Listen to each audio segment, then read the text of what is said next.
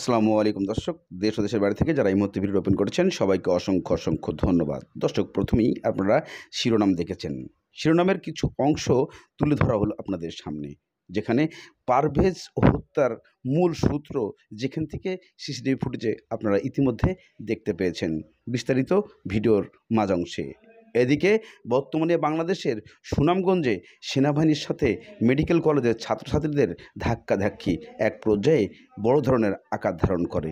তবে বাংলাদেশের এই পরিস্থিতিতে যে ঘটনাগুলো ঘটছে, কারা কিভাবে ঘটাচ্ছে এমন পরিস্থিতি তুলে ধরছেন সাধারণ জনগণ থেকে বিভিন্ন মানুষ প্রশ্ন করে আসছেন। উচ্চমহল বলছেন এটা একটা ষড়যন্ত্র সরকারকে নামানোর, এমন মন্তব্য তুলে ধরছেন। চলুন আমরা সেই সুনামগঞ্জের স্মৃতিগুলো দেখে আসি।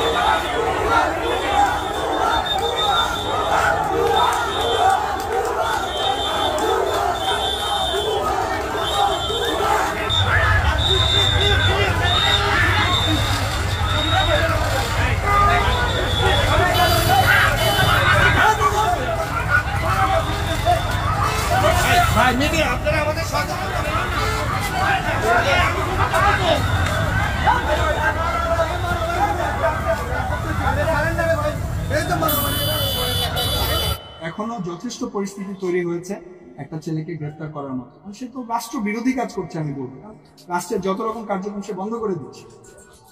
আমি কি বুঝাতে পেরেছি? এভাবে বুঝাতে হবে, তা নাহলে আপনাদের এই যে সব পুরো মিডিয়া আছে এদের সামনে কিন্তু আপনাদেরকে ব্যর্থ প্রশাসক মনে করা হবে। আমি সেটা চাই না। সবাই আপনারা টিচার, আমাদের শ্রদ্ধা। আপনারা কি পারবেন একটু ট্যাকেল দিতে? গতকাল দাঁড়ালো না, তখন সেনাবাহিনী এসেছিল, আমরা দূর থেকে দেখেছি, কারণ শান্তিপূর্ণ ছিল। দাঁড়াও, এখানে দাঁড়াও, রাস্তার দুই পাশে দাঁড়াও। মিডিয়ার সাথে মিডিয়ার সাথে কথা বলতে চাইলে মিডিয়ার সাথে কথা বলবে। এখানে সকল মিডিয়ার ভাইরা আছে, অ্যাটেনশন যেটা গ্র্যাব করার করছে। এখানে না কেন? আমি যে এখন কথা বলছি মিডিয়া অ্যাটেনশন পাচ্ছে না, তাহলে ওরা এখানে দাঁড়ায় কথা বলতে কি সমস্যা? লোকজন, অ্যাম্বুলেন্স, এগুলো আটকায় মানুষের জীবন বিপন্ন করে কথা কেন বলতে হবে? এই শিক্ষা কে দিয়েছে ডাক্তারকে? আমি তো বুঝলাম। আমি কি বুঝাতে পেরেছি?